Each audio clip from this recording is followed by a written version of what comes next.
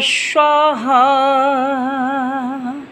जिस तरह से शिक्षा में स्वर व्यंजन वर्णमाला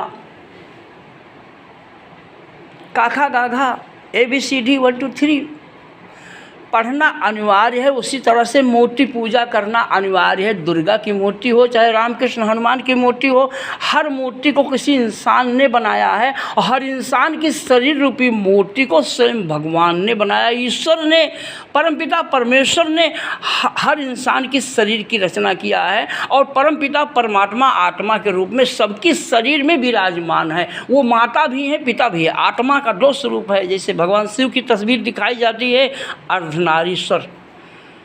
आत्मा आधा नारी है, आधा पुरुष है।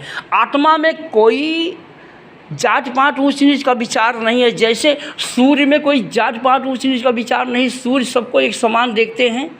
जैसे हवा चलती है तो हवा में कोई विचार नहीं है। मेरे भाइयों, मेरी बहनों, मेरी देवियों, सीता के समान, पार्वती लक्ष्मी के समान, रामकृष्ण के समान, मेरे भाइयों, मेरे बच्चों, हवा में हम लोग सांस ले रहे हैं तो सांस इंसान, पशु पंछी, जानवर, कीट पतंग, वृक्ष, वनस्पति, हमारी साग भाजियाँ जो हम लोग खाते हैं, सबको वो सांस सब लेते हैं, सब उसी से बनते हैं।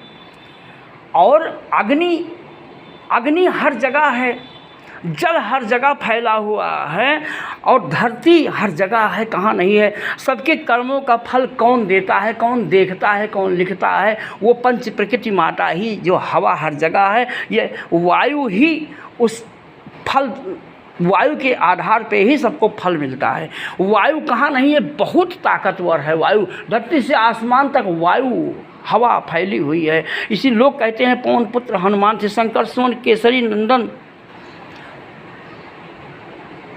सभी कहते हैं ना।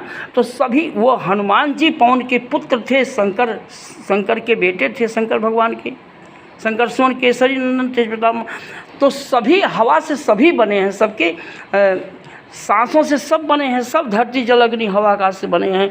सभी पवन के पुत्र हैं, सभी जल के बच्चे हैं, सभी धरती के बच्चे हैं, सभी आकाश के बेटे हैं। सबके माता पिता पंच प्रकृति हैं। पंच प्रकृति की आराधना गायत्री महामंत्र से आत्मा की आराधना की जाती है तो ब्रह्मांड की पावर उतर जाती है शरीर में, वो महान बन जाता है। कोई भी विवेकानंद इससे बन सकता है। गायत्री मंत्र के ध्यान में वो पावर है। प्रकृति सनातन है, शाश्वत है, सत्य है। ओम भूर्भुवः स्वः।